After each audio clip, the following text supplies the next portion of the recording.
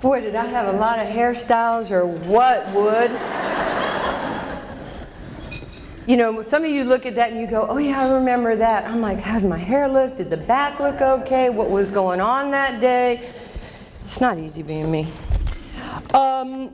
From everything that Wood had to say, it appears to me that I'm a busy lady. I have a busy schedule, but I will say this, this was something I thought about a long time ago. Those of you who might not know, it was June when I had breakfast with Donnie Nelson, who's the president and general manager of the Dallas Mavericks, and he's the owner of the Texas Legends. And we went and had breakfast, and I'm sitting with Donnie, and I said, he goes, so this is what we're going to do for next year, this is how we're going to do it. And I looked at him and I said, Donnie, I'm not coming back. And he said, sis, come on, come on. I said, Donnie, I'm not coming back next year. He says, why? Did somebody do something to you? Did something happen? Are you unhappy? Why are you not? We had such an incredible season. I said, Donnie, I love my guys. And I really do, I love my guys. And we made the playoffs, and we made history, and we were successful. I love my team, but I love my son more than I love my legend players. And how many times in life do you get one son in one senior year? And I looked at him, and I love Donnie Nelson because he's a solution guy. And he looked at me, he says, and there's no way I can talk you out of it. I said, Donnie, making this decision in my life is the easy thing. Giving back history is the hard thing, because I don't know when you dudes are going to hire another woman in this position, okay? So that's my angst. My angst isn't giving back the job. So here I am in front of you this morning. When I had agreed to speak, it was maybe 6, 7 months, 8 months ago. And my son's basketball schedule came out about a month or 2 months ago. And there I looked at it, and it said his first game of his senior year, where he's starting, is the 15th. And explaining this to my son was really hard, because here I left my job to be with my son, to not be here because of my job. So obviously I have a little confusion in my life, but I'm going to work through this with Dr. Phil. The other part of this, you know, Murphy's Law, you know, kind of when everything kind of crashes. I leave here to head to New York tomorrow. TJ's second game of his senior year is Friday, and Friday I will be at Mohegan Sun with Wood and with our Old Dominion people, because I am hosting one of the luncheons for the Basketball Hall of Famers for the tip-off tournament at Mohegan Sun with Old Dominion is playing at. So essentially, Wood, Old Dominion is killing me, okay? As far as what's going on in my family. So other than that, I really am thrilled to be here today. I appreciate all the love. Obviously, I could use a hug. So when you see me later, signing books, give me a hug. I would like to start today by saying I am so proud of Old Dominion. I'm so proud of this area. I'm so proud of the leadership of this community and of CREW. Because let me go and start with Old Dominion. Today I was tweeting about this appearance today, and to look back and think of where Old Dominion football is going to the playoffs, possibly getting a bye, where they've gone with their basketball programs, especially what Blaine's done in recent years with the men's team, what Beth Anders has done with an already storied field hockey team, and now with our soccer. I mean, I haven't even mentioned sailing and all the other programs, and I think Justin Verlander is going to win the Cy Young Award. I mean, we have a lot to really be proud of the athletes from this community and what everybody has done. So this really is about achievement and about succeeding in this community. So I have this letter that I'm really excited to be able to share with you. I'm going to put these on. I didn't need them in 1980, but neither did some of you, okay?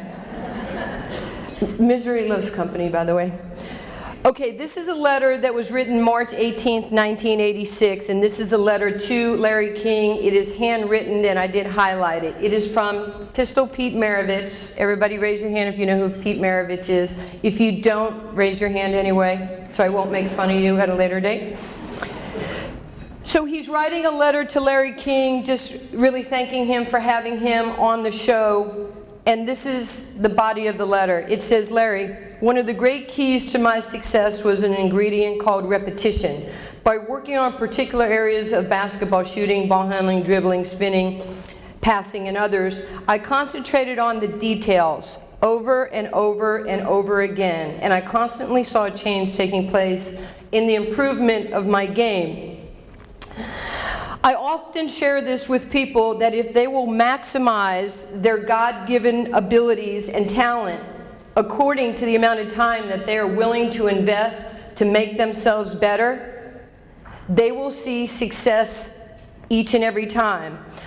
I've expressed that to others, and I have witnessed the same as I tell aspiring young people.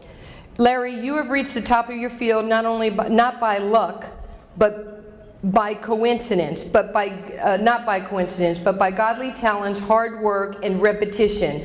And I'm sure that there's other factors in your success. So here is Pete Maravich, one of the 50 all-time great players in the history of the NBA, sending a note to Larry King saying what we all know.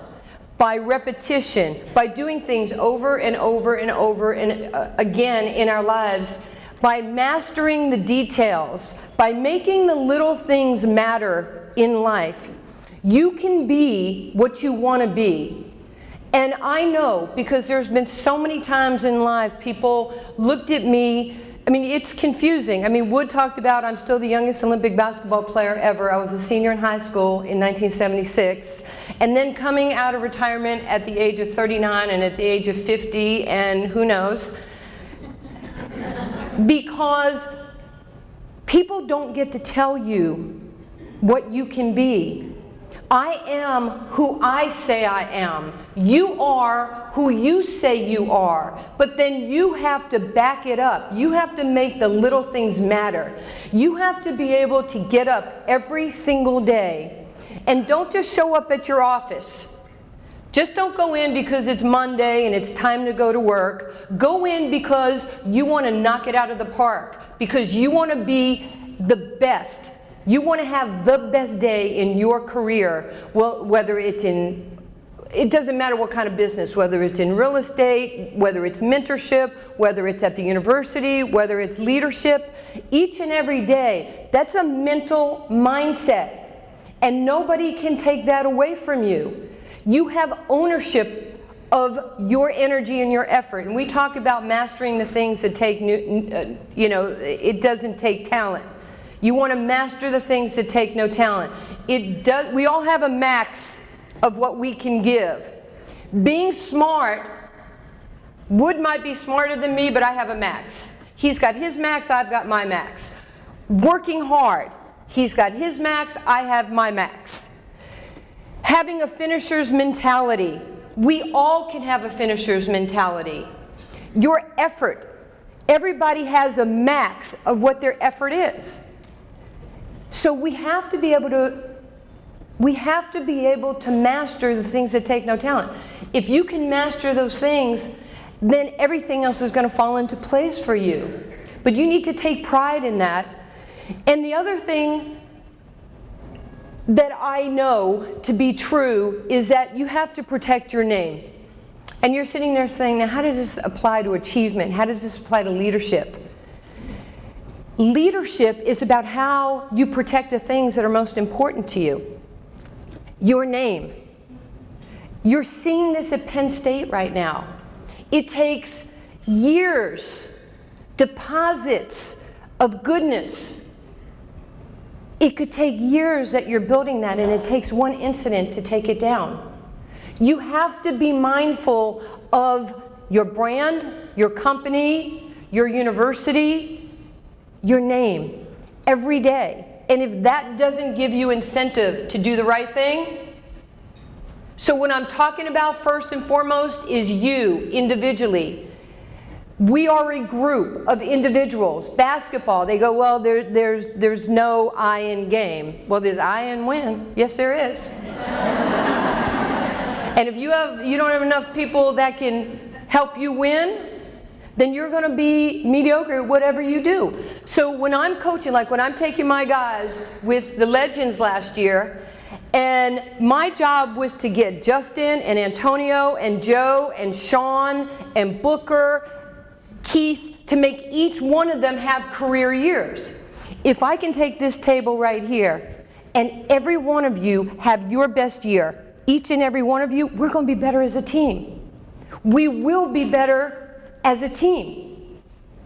So when people say, well, you know, it's all about team. Yeah, it's about team, but if your team is all mediocre, that's what you're going to get. So if everyone takes some accountability and some responsibility and is willing to work a little bit harder towards individual improvement and success and what they'll accept and what they won't accept in their lives, then mediocrity is not going to rule in your life. And you're going to have the desired results of achievement. And I know that my teammates, Debbie White knows it. Where is Debbie? Where are you? Debbie knows this better than anyone. She's known me when I was like this little, 18-year-old punk with New York with a bad accent that I had to pay $2,000 to lose for ESPN. Yeah, I used to talk like this, like, how you doing? What you looking at? Yeah, I'm glad to be here in Virginia. I think, like, they told me to go here, so I'm here. And then I had to become more articulate. And it cost me $2,000.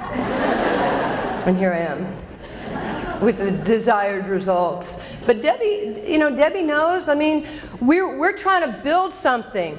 We were trying to build something that a lot of people didn't think we could do or believe in. Talk about, I think about Dr. Jarrett, some of the things that he did. Being a visionary, that's being able to have the guts, the foresight to do things that other people are afraid to do because they're afraid of failure. It is lonely being a leader. It is lonely dreaming about football in 1980, wasn't it? Football, are you crazy? Well, somewhat. But I think we can do this at some point.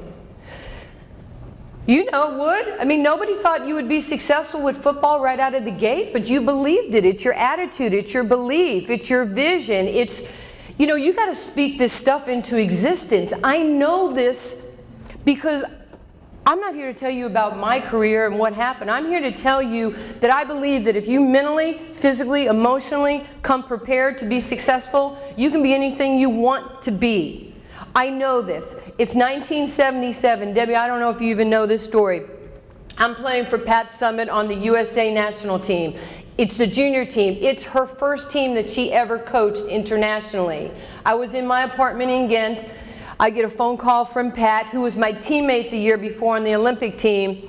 And I was still young enough to be on the junior team. You had to be 19 and under. And Pat calls me and she goes, Nancy, they just told me at USA Basketball that I'm coaching the team in '77. Would you play? I know you can play on the senior team, the big girls team, but I could really use you on the junior team. Well, you know what? Loyalty and friendship matters. It wasn't even a second thought. I was like, absolutely, I'll play on your team.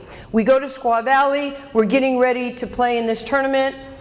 I, as Debbie will attest, was young and dumb, but she doesn't say it publicly because we're friends.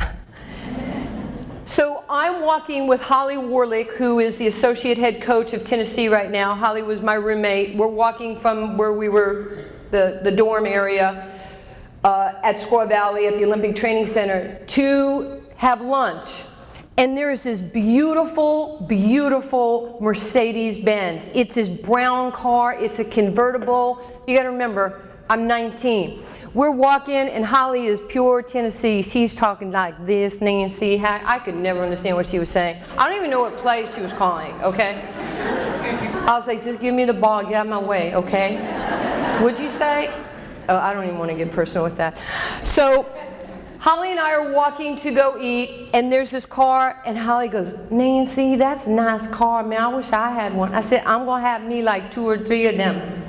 And she says, what are you talking about? You're going to have 2 or 3 of those cars.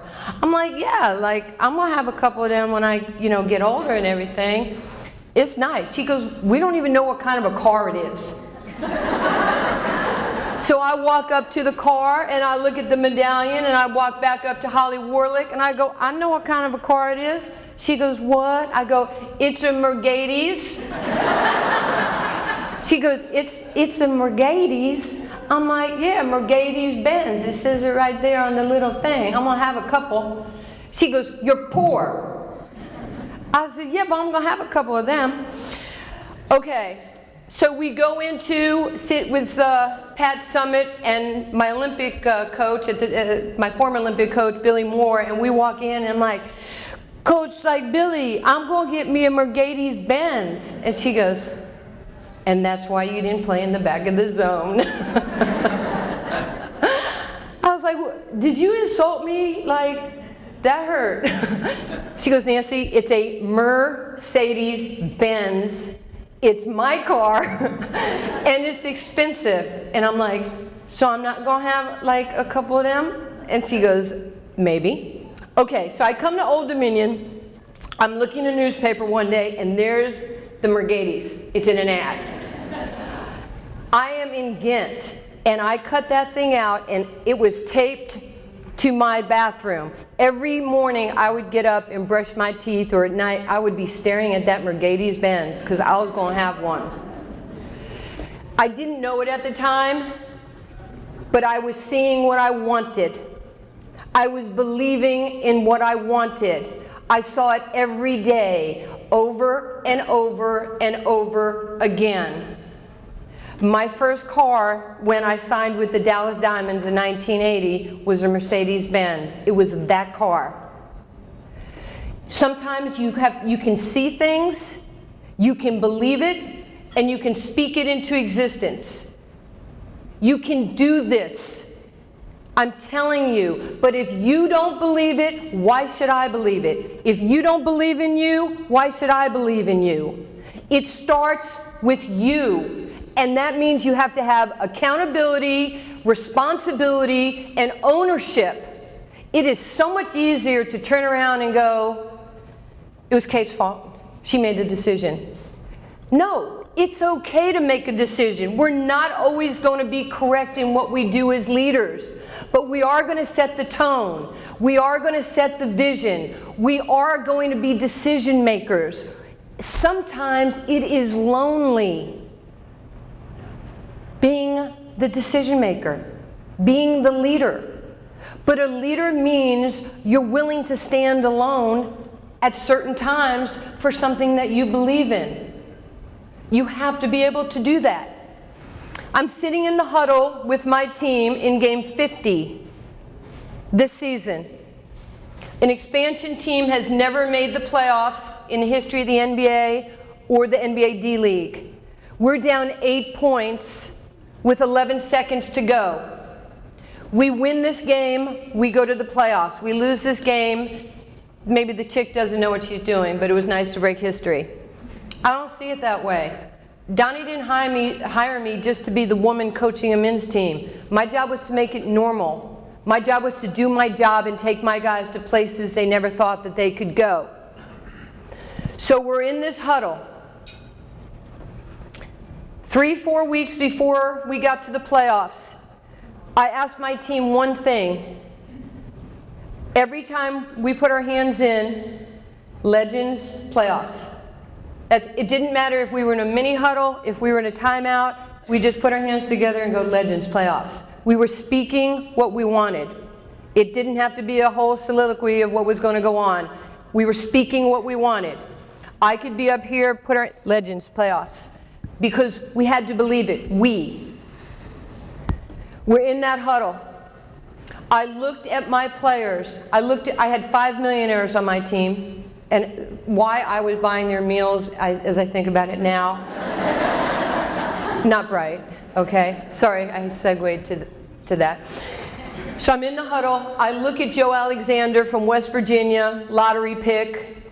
I go, Joe, I need you to set this screen for Rashad McCants. Joe, would you set this screen for me? And he looks at me and he goes, yes, I'll set the screen. I looked at Antonio Daniels, who's made $40 million in his career, has a ring with the 99 Spurs. I said, Antonio, can you get this pass to Rashad? Yes, I can do that. I didn't tell them what to do. I asked my guys. I looked at Rashad McCants.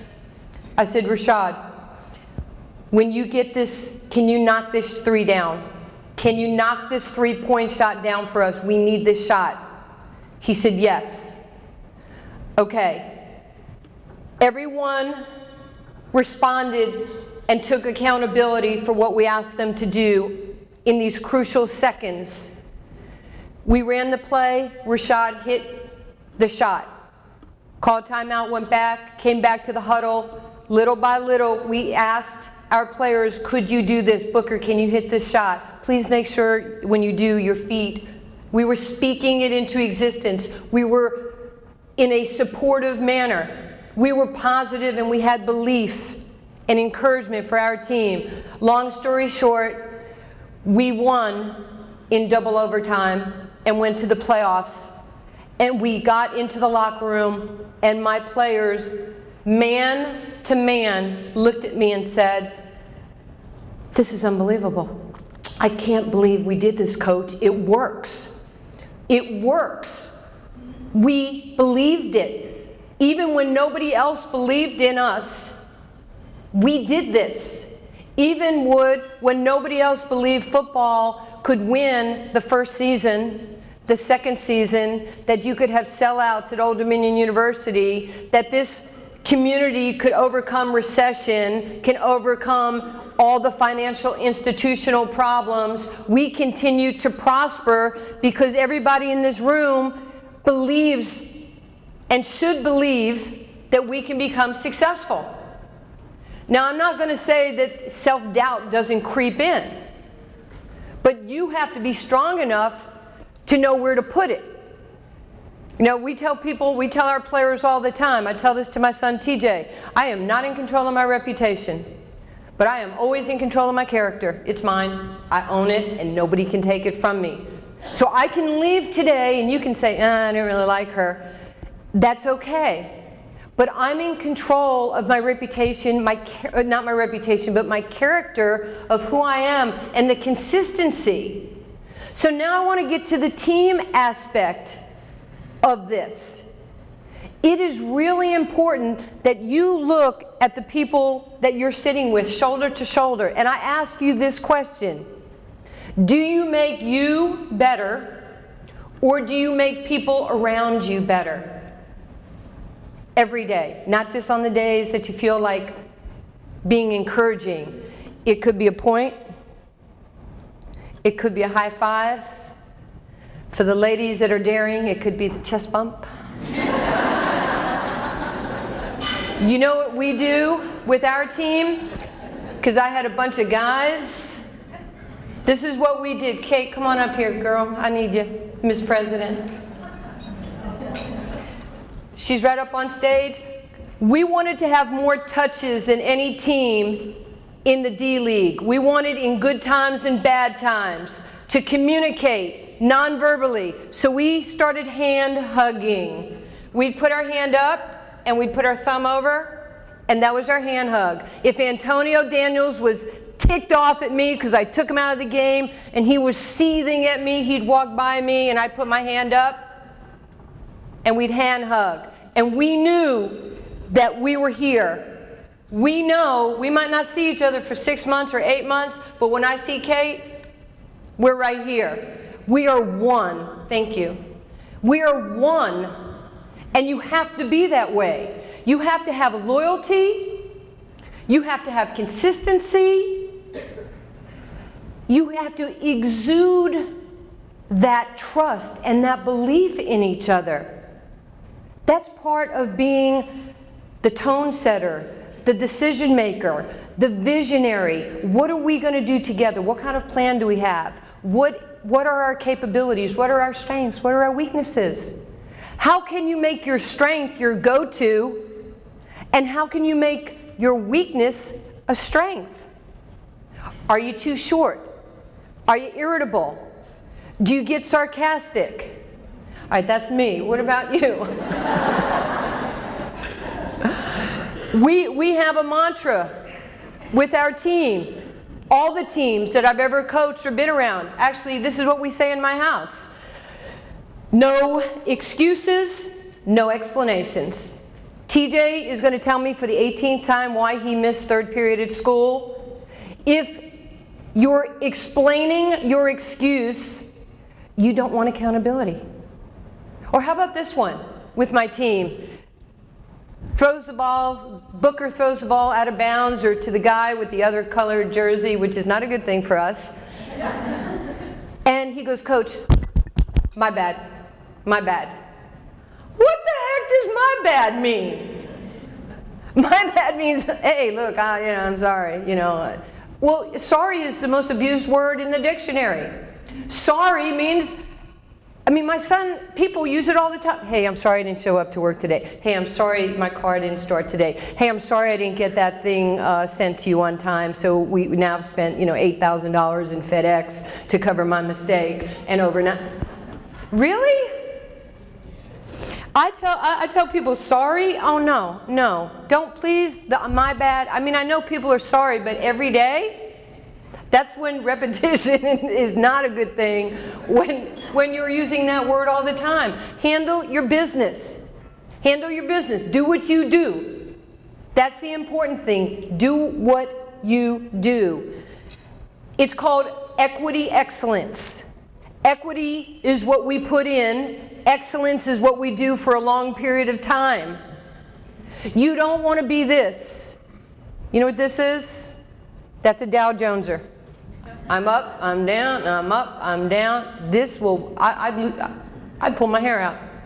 You don't want to go through life. You don't want to have a great year and a bad year, be that one-hit wonder. You don't want to do that. You want to be consistently consistent. You want equity excellence in everything that you do in life. So that takes me back to leadership of you. You must lead you to lead me. And you know what leaders are? Leaders are influencers. So I must be able to have enough information to influence you, to trust me, to lead you. I have to give you a reason to follow me. Everybody in this room can be an influencer. You can be leaders. But don't lead and not show. Don't do that.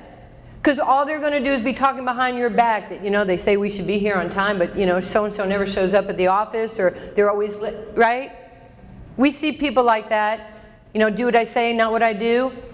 You can't lead like that. You have to have consistency in whatever you do in business, whatever you end up doing in life. Challenges. There's a lot of challenges right now. That's why I kind of actually dig people like my friend Warren Buffett.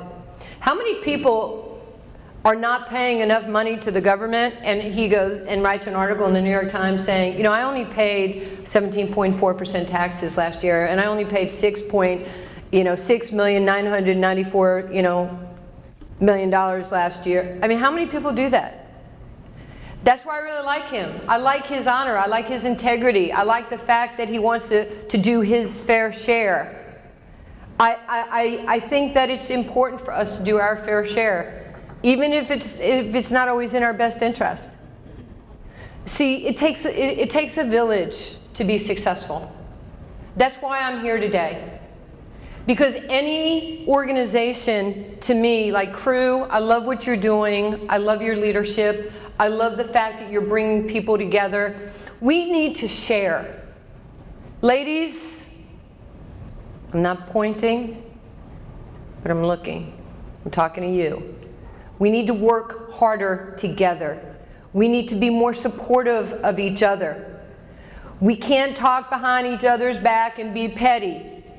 I know that's in our DNA. It can be divisive. Say what you mean, but mean what you say. empower each other. I mean, I am so proud of Kate Broderick. I can't even begin to tell you how proud I am of you as a leader, as the woman you are, for what you do on a daily basis. I don't even get to tell you enough. I'll start texting every day. But it's true. I mean, it's not easy. It's not easy being Debbie White. Debbie's been through this. I mean, Debbie has a reputation, and she has high standards, and people have a certain expectation of what she does. The one thing I'll say about Debbie White that I know to be true is she's always been consistent. Always. She's not always telling me what I want to hear, and I'm sure there's a lot of us who say that, but she's always been consistent. And that's one of the greatest things you can have in life, is consistency and loyalty. And if I called her tomorrow and said, hey, I need help, she'd be there. She'd be on a plane to Dallas, right? Say yes. Okay, so we're on the same page with, but that is the truth. And then the other thing about leadership that I'll tell you, and we talk about this, I worked for the worldwide leader in sports for 28 years at ESPN. Failure is noble. Failure, write it down, failure is noble. It means you tried. It means you weren't afraid. Everybody wants to know what's up here. Don't hate these people. Don't drink haterade. Don't hate. Just because you're comfortable here, and you're comfortable getting your paycheck, and you're comfortable being, in your area of success, get outside your comfort zone every now and again. You know why this area is uncomfortable? Because we don't know what's there. But the people who really want greatness, they're willing to venture to this area to find out what their limits are. There's nothing wrong with wanting to be great. My friend Muhammad Ali said, I'm the greatest of all times, because he believed he was the greatest of all time. And I was thinking about this morning. Who said this? I decided long ago never to walk in anyone's shadow. If I fail, if I succeed, at least I'll live as I believe. The greatest love of all is inside of me. Is it inside of you? Do you trust yourself? Do you love yourself? Are you willing to push yourself to be better than the person sitting next to you? Are you afraid to coach a men's team with NBA guys? No. Are you afraid to be the oldest woman in the history of the WNBA? No. Are you afraid to have a winning football team when you're just starting because everybody says, oh, if we can only get one win? No.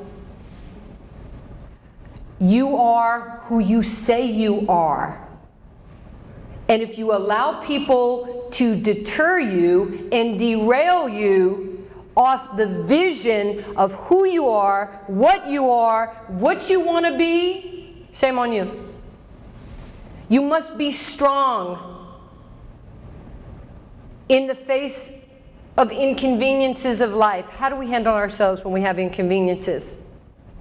Do we rise to the occasion, or do we crumble? Ask anybody in sports or business or politics who's had some level of success. You guys, a lot of the three dominant people that influenced me in my life has been, Muhammad Ali, because we are servants. Every day I get a chance to serve each and every one of you. I'm here to serve, by the way. The day I can get up in the morning and take a breath of air, that means I have a day that I can smile. And my smile, let me see, you guys have teeth? Let me see. Oh, no, seriously, come on, even if you don't have teeth, come on. I am not in judgment, okay? But isn't it amazing how a smile makes you feel good? And it didn't cost anything. So when I bebop into the office and I smile, it affects other people. Isn't that leadership? It's so simple. Never thought of it when I was younger. It affects people. So I can serve people in so many different ways. You can do this. Warren Buffett taught me about loyalty and about grace and about giving and philanthropy, and what we have is not always have. We shouldn't be hoarders. Give. It ain't going with you. We all want to be successful. I want to be successful. But I don't want to be successful because of this or this. I want to be successful because it's my legacy. What did I do for people? What did I give to people? How did I treat people? Was I consistent with people? Because we come in equal and we leave equal, and what are we doing in between? We're sort of managing God's stuff. You're not taking it with you. So what you do with it and how you help people and how you lead becomes your legacy. And your legacy is a measure of what you leave behind for others. The other person, I've been friends with the Jackson family for over 25 years. The judgment that family, that Michael took, was tremendous. The greatness of Michael Jackson was his consistency to the love, to the kindness, to the person that he was. The genuine article. We have found out more in depth about what an incredible human being he is than we did when we were busy judging him in life. So, leadership is about giving. What are you giving to the person next to you? Do you aspire for greatness? It's okay to want, ladies, you can be the coolest, best looking, hottest, smartest woman. It is okay to want to be great. It is okay to want to be great. There is nothing unladylike about wanting greatness. Muhammad Ali says, you know, if you're good, it ain't bragging. Okay? Old Dominion's good. CREW is really good. It's okay if somebody came up to me today and said, you know, are you a good basketball player? And I'd say, no. I'm a great basketball player. You can do it with love. You can do it with humor. You can do it with consistency. But you must do this with the true inner belief that can only come from you. You create the measuring stick of who you are. Because you can hide things from people. Be who you are in the light that you are in the dark. Be who you are in the light. Don't act like you're this if you're this. Be who you are. You know, like when they used to say about Rodman, Dennis is just being Dennis. Charles is just being Charles. And we love them for their flaws and for their greatness. Just be true, be genuine, be the genuine article. And I'll close with this. When I was coaching in Detroit, TJ was 3. And I'm sitting on the bed with Tim and TJ, and I tell this story. We're watching. Dan Patrick was at ESPN at the time. And he says, you know, it's a really sad day in sports because the greatest basketball player of all time, Michael Jordan, is retiring. And he was kind of spitting out all of Michael's accolades and all of those things. And TJ is like laying right here. Like I said, he's 3 years old. He's just laying here. We're watching Sports Center. And TJ lifts his head and he goes, Mommy? I go, yes? He goes, Mommy, you told me you're the greatest basketball player of all time. So I looked at my kid and I said, TJ, he's a man and they just don't want to hurt his feelings, okay?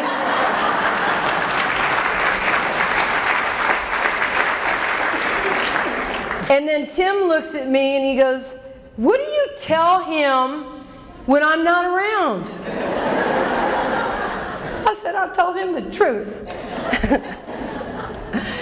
Each and every one of you, I hope and I pray that you want to be the greatest of all time, that nothing stops you from your potential, that nothing makes you afraid to reach for more, and that you serve people each and every day, that you are willing to serve people to make them greater, so we, as I tell you the shortest poem in history,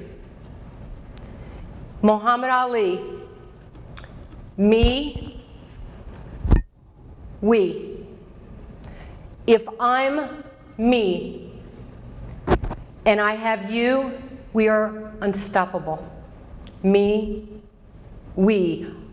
The greatest people in the world have never been able to do it by themselves. We need each other. You can walk with kings, as Kipling said in his poem, If.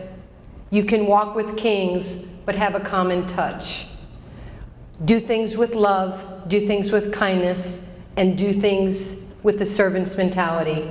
Thank you so much for having me here today, and I wish each and every one of you greatness.